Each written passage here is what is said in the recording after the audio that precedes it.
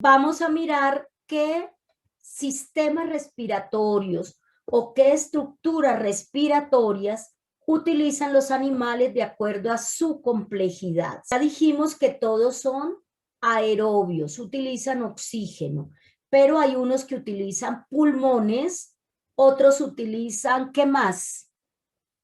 Branquias. Branquias, muy bien. ¿Qué otra estructura?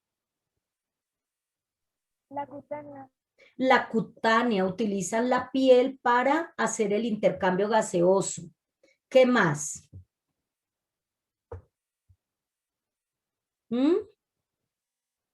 Bueno, están las tráqueas en los insectos, ¿cierto? Entonces vamos a seguir aquí mirando qué tipo de respiración pueden tener esos animales de acuerdo a su complejidad. Esos tipos de estructuras son los que le sirven al animal para llevar el oxígeno a el líquido que circula por el cuerpo para garantizar que ese oxígeno pueda llegar a todas las partes del cuerpo, ¿no? Ninguna célula del animal se puede quedar sin respirar, sin tener oxígeno.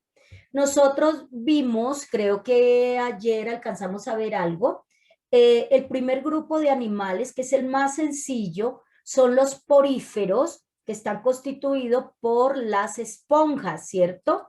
Esas esponjas, como ellas no tienen ningún tejido, ni forman órganos, solamente son una acumulación de células. Entonces las esponjas realizan el intercambio gaseoso a través de la membrana celular de cada una de las células que compone su pequeño organismo, ¿no? El agua entra el oxígeno que se requiere. La esponja introduce el agua y saca de ahí de esa agua el oxígeno para llevarlo a cada una de las células del cuerpo y de esa manera ese oxígeno puede descomponer los alimentos que ha ingerido esa esponja.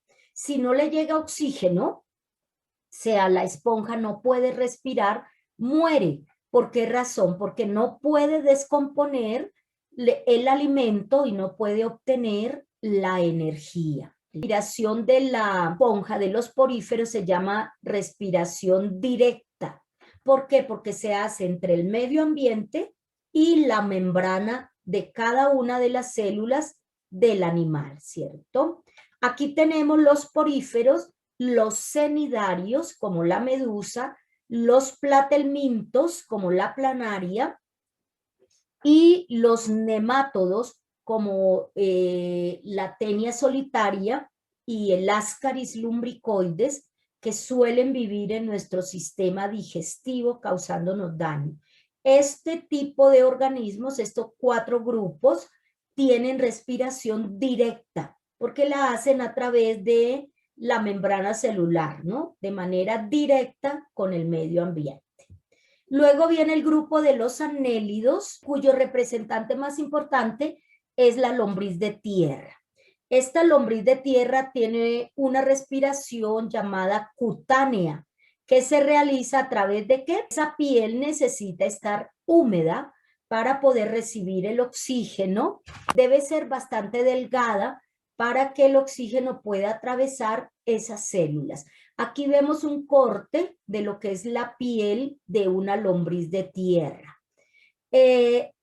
Este oxígeno pasa a través de esas células de la piel por difusión, de un lugar de mayor concentración a uno de menor concentración sin gasto de energía, ¿no? Luego, los vasos sanguíneos de esa lombricita transportan el oxígeno a todas las partes del cuerpo del animalito.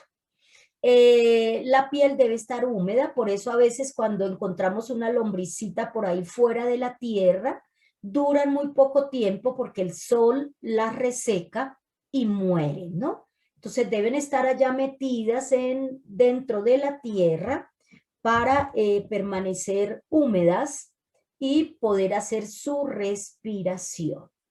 Algunos animales superiores, vertebrados, como el caso de los anfibios, la rana, por ejemplo, también hace un tipo de respiración cutánea que le ayuda a acompañar la respiración pulmonar que ella tiene.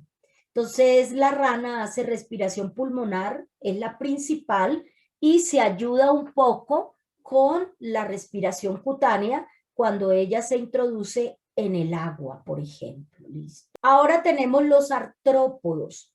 En este grupo están los insectos, los arácnidos, los miriápodos y algunos crustáceos, ¿no? Están los crustáceos, pero algunos comparten este tipo de respiración. Estos artrópodos tienen una respiración por medio de unos tubos pequeñitos que recorren todo el cuerpo, llamados tráqueas, y terminan en la parte exterior del cuerpo, en unos huequitos, en unos poros, por donde entra y por donde salen esos gases, ¿no? Entonces tenemos las arañas, los insectos, los escorpiones y algunos crustáceos que son de tierra, ¿no? Aquí vemos las tráqueas. Entonces terminan en unos huequitos, piel, digámoslo así, del animal. Ahí, por ahí entra y salen los gases. Ese huequito se llama estigma y luego hacia adentro del cuerpo del animal, esos tubos se van ramificando para llevar el oxígeno a cada una de las células.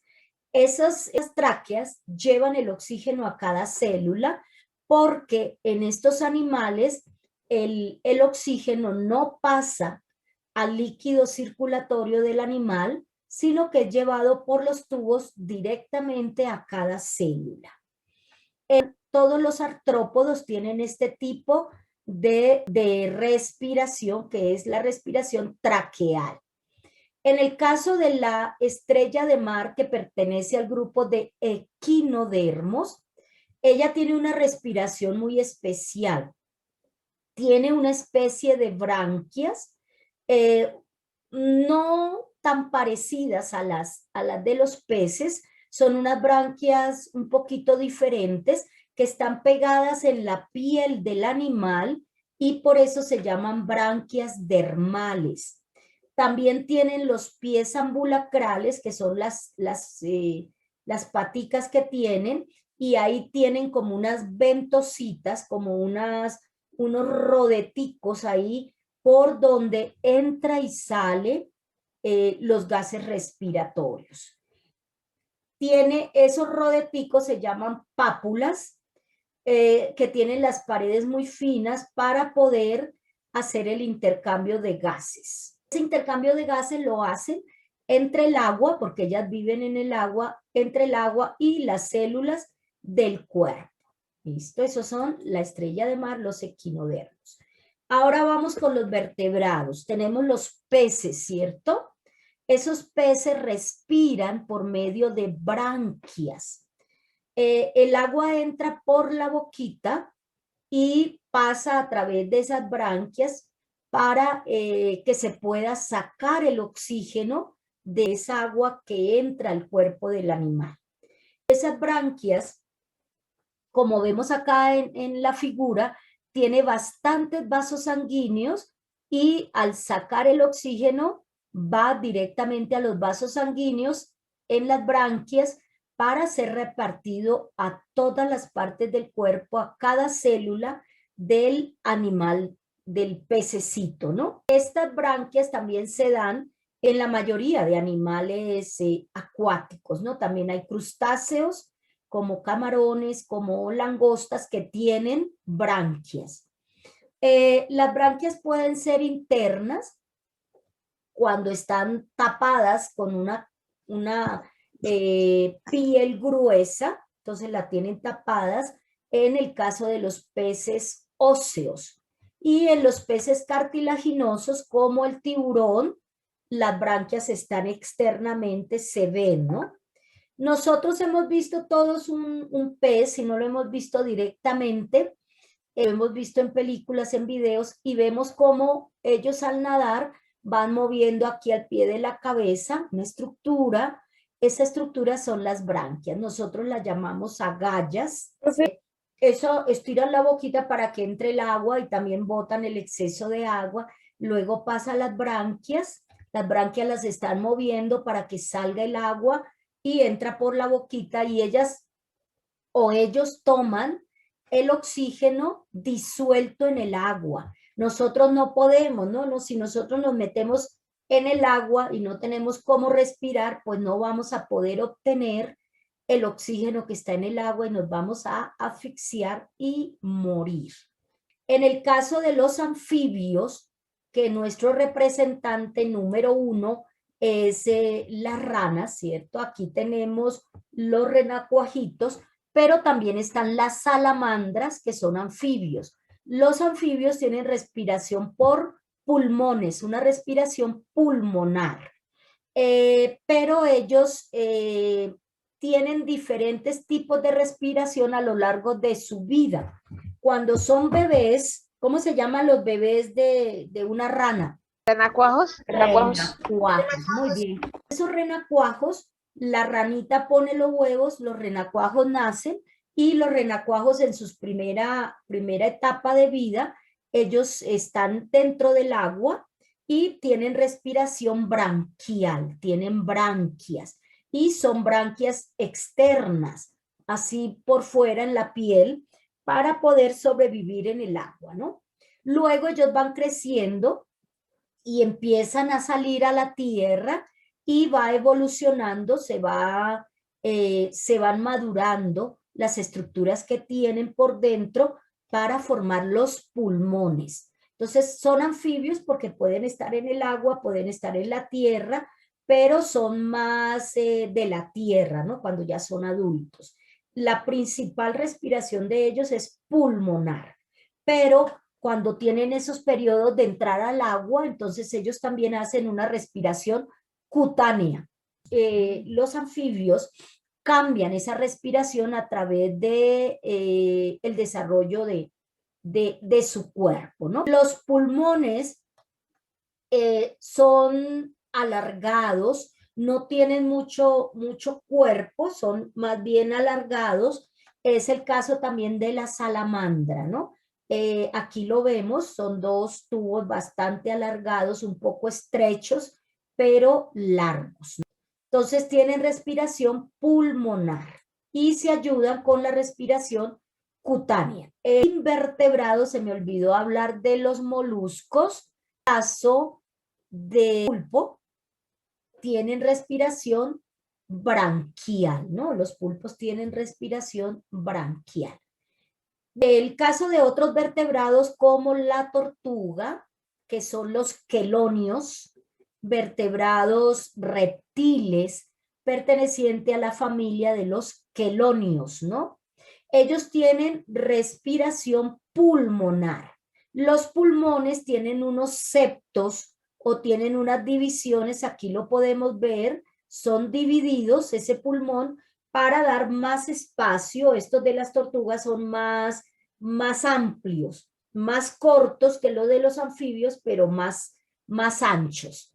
Presentan tabiques o septos, lo que ofrece una mayor superficie de intercambio gaseoso y una mayor eficiencia.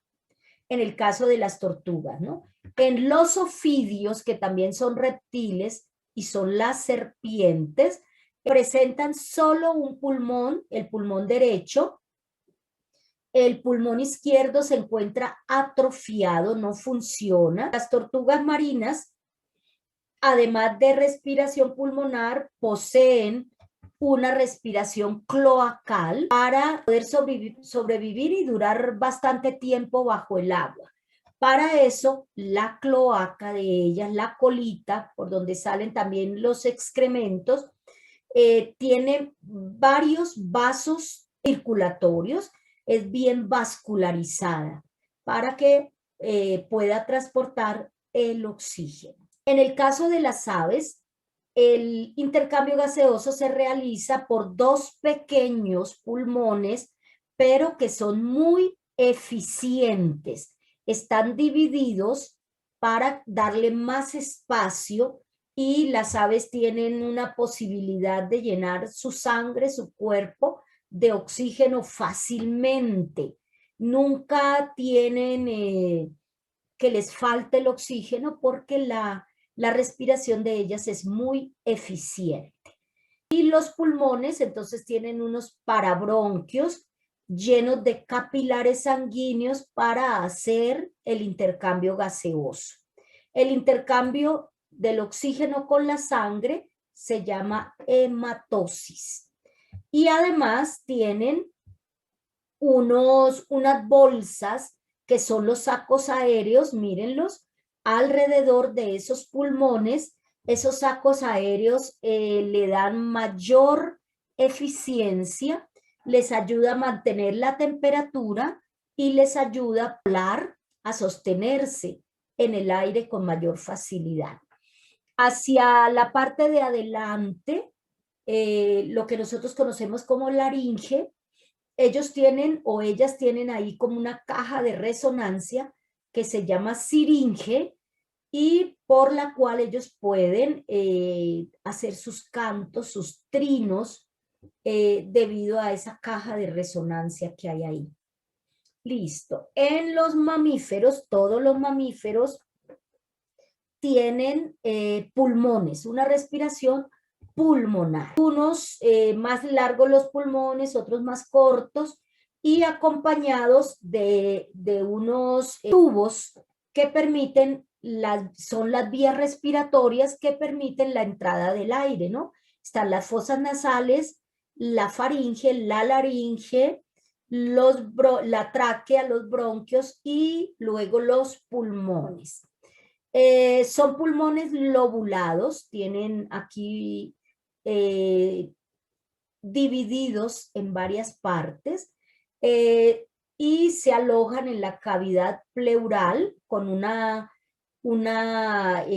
tela de unas células muy finas que lo recubren, que es la pleura.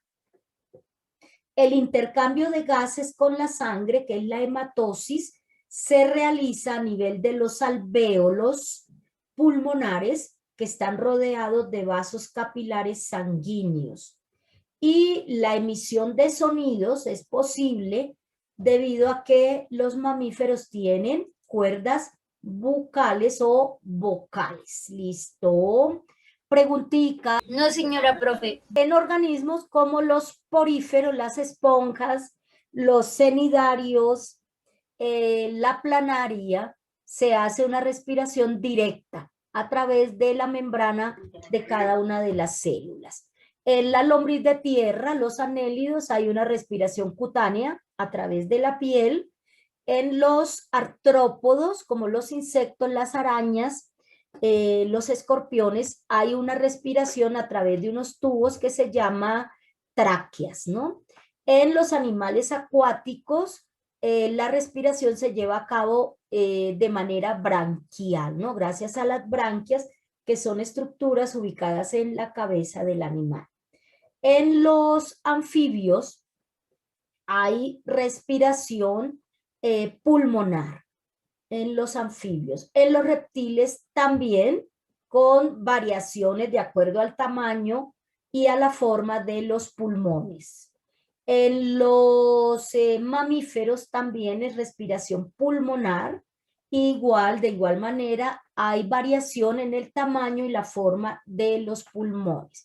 Las aves, los mamíferos, los reptiles, los anfibios tienen respiración pulmonar. Y nosotros, ¿qué tenemos? Profe. Respiración pulmonar. Listo. Bueno, vamos a mirar este video y voy a hacer unas preguntitas porque estamos como muy dormiditos. Organismos del reino animal poseen respiración aeróbica y para realizar el intercambio de gases con el ambiente cuentan con diferentes adaptaciones que les permiten satisfacer sus necesidades de energía, de acuerdo con su tamaño corporal, hábitat y tipo de actividades realizadas. La respiración en animales puede ser directa, cutánea, branquial, traqueal y pulmonar. A excepción de la directa, los demás tipos de respiración requieren la participación de órganos respiratorios para el intercambio de gases. Respiración directa es el tipo de respiración en el que el intercambio de gases se produce directamente entre el medio ambiente y las células del organismo. Entonces, en esta respiración, como ellos no tienen ninguna estructura, el intercambio de gases se hace con el medio directamente con las células.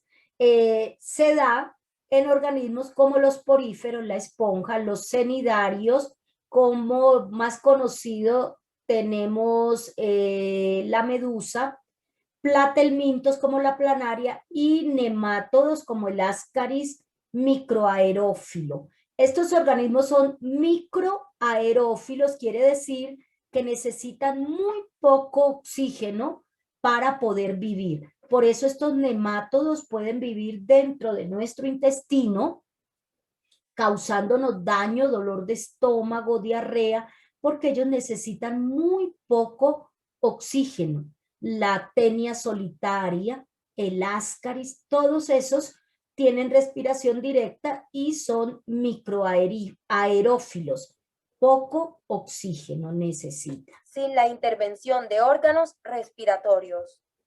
Gracias a que la concentración de oxígeno es mayor en el medio ambiente que al interior del animal, el oxígeno ingresa. Este tipo de respiración es propia de poríferos, cnidarios, platelmintos y nematodos.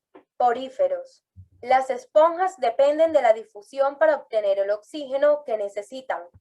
El movimiento permanente de sus coanocitos contribuye a que el agua rica en oxígeno fluya permanentemente cerca del cuerpo del animal.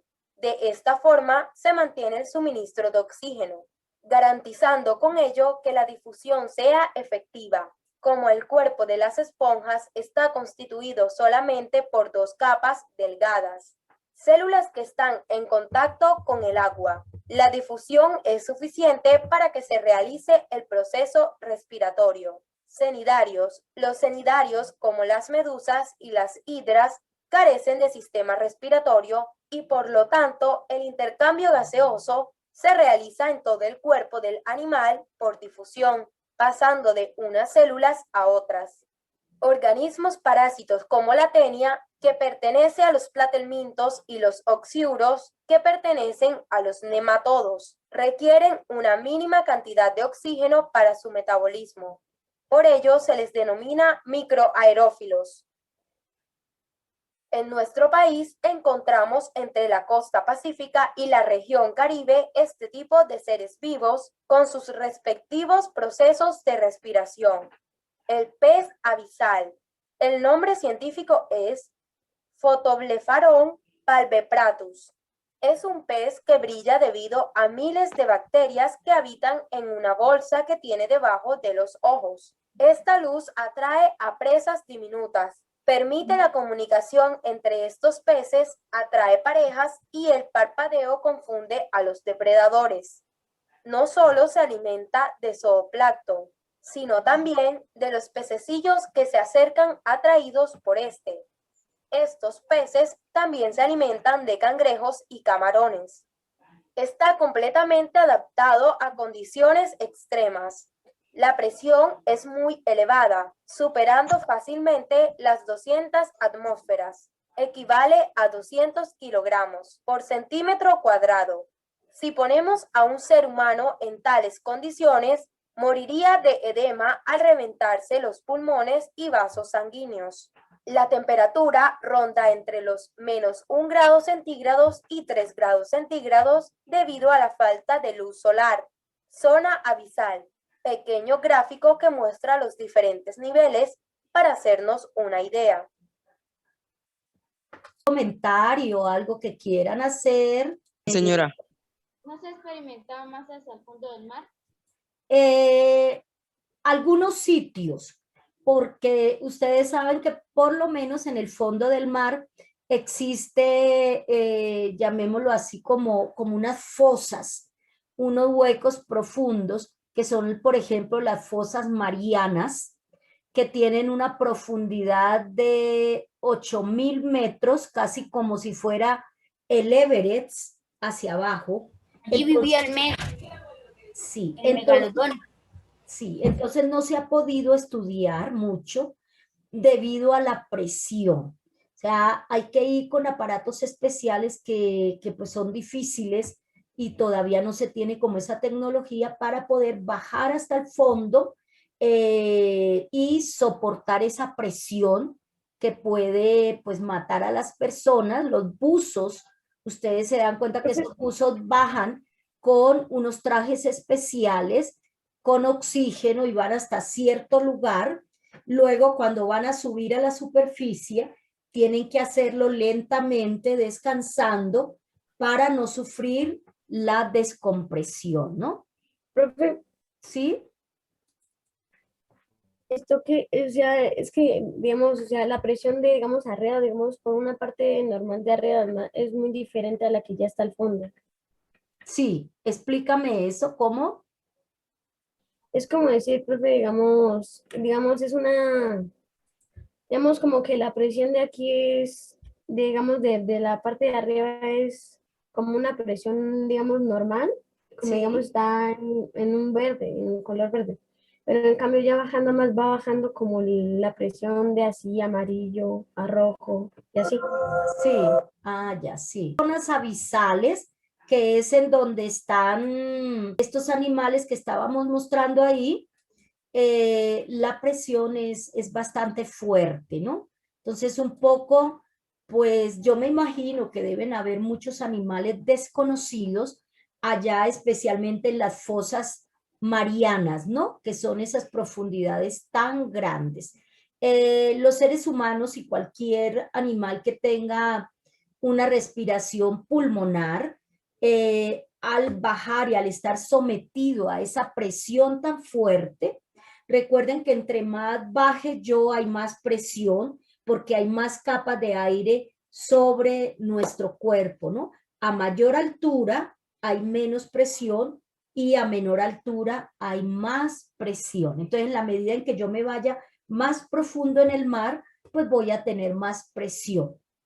Vamos a mirar todas las plantas, ¿no? Entonces, vamos a hacer un recorderis para terminar acá. Entonces, las plantas son aerobias, toman el oxígeno a través de los estomas que se encuentran en el envés de las hojas, ¿cierto? Por ahí toman el oxígeno y botan el dióxido de carbono cuando están respirando. Cuando están haciendo la fotosíntesis, entonces toman el dióxido de carbono y botan oxígeno. Ellas hacen las dos cosas, ¿cierto? En la fotosíntesis producen el alimento y en la respiración descomponen ese alimento, ¿no? En el día, ellas hacen respiración y fotosíntesis. En la noche solamente respiran, ¿no? Entonces sabemos que en los animales, que es lo que estamos tratando ahora, la respiración es aerobia, pero se lleva a cabo en cada una de las células.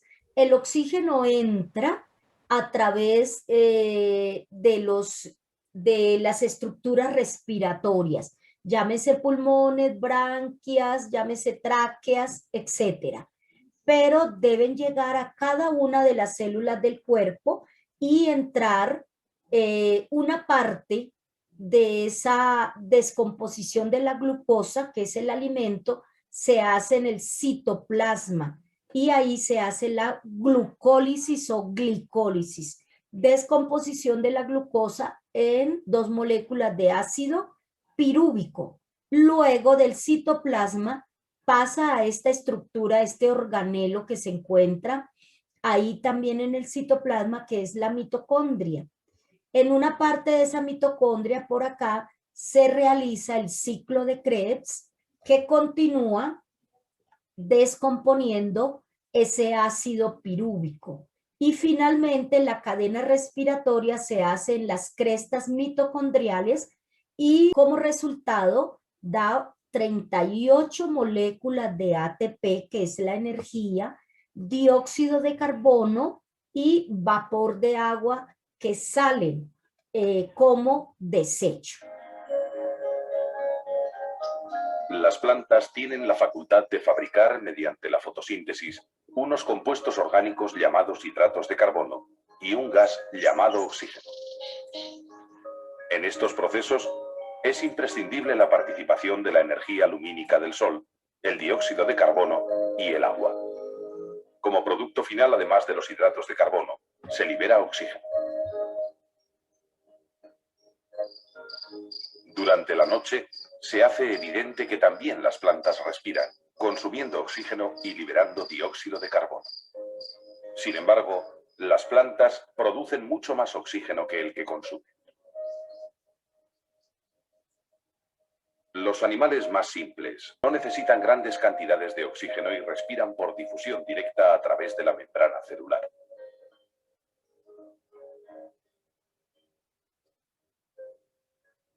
Las esponjas y otros animales sencillos también respiran por difusión directa. Así llega el oxígeno a todas las células del organismo.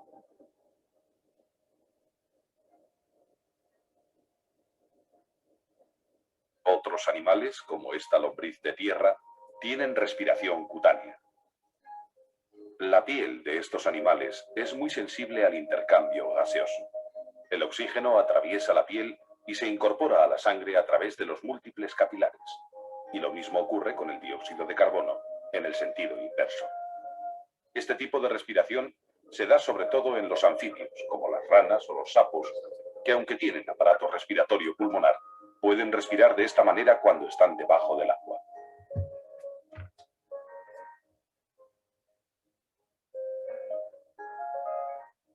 Los animales que tienen mayor complejidad tienen también mayores necesidades de oxígeno. Los órganos internos están lejos de la piel, por lo que necesitan un sistema de transporte para los gases.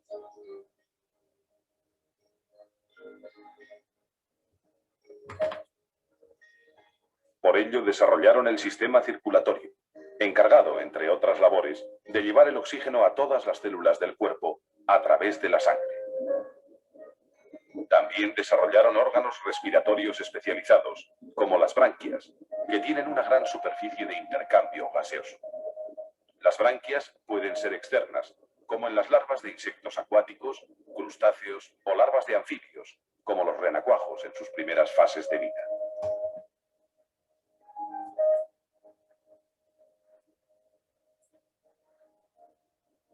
En cambio, las branquias de los peces son internas.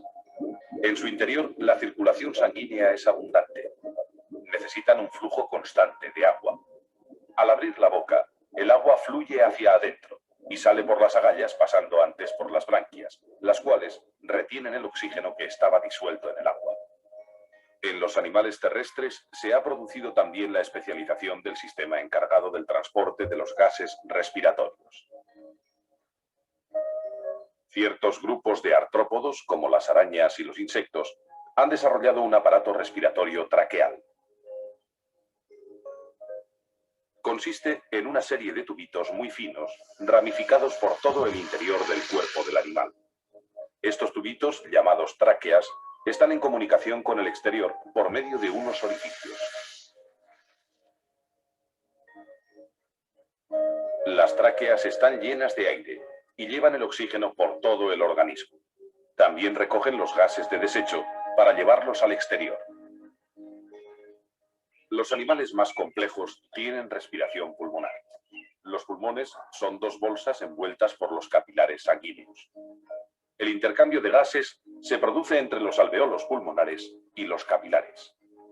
El oxígeno llega a los pulmones y a través de los capilares se incorpora a la sangre. Al mismo tiempo, el dióxido de carbono que transporta la sangre se libera en los pulmones. Así, se renueva la sangre constantemente y las células reciben oxígeno con regularidad.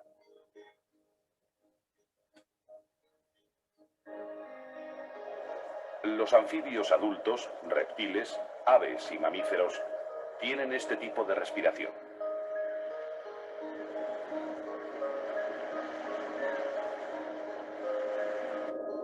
También los animales acuáticos con pulmones toman el oxígeno de la atmósfera, aunque puedan estar largos periodos de tiempo bajo el agua.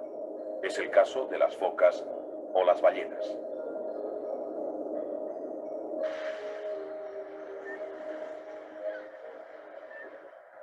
Que tenemos. Recordemos que son 4 actividades y el modelo del sistema respiratorio.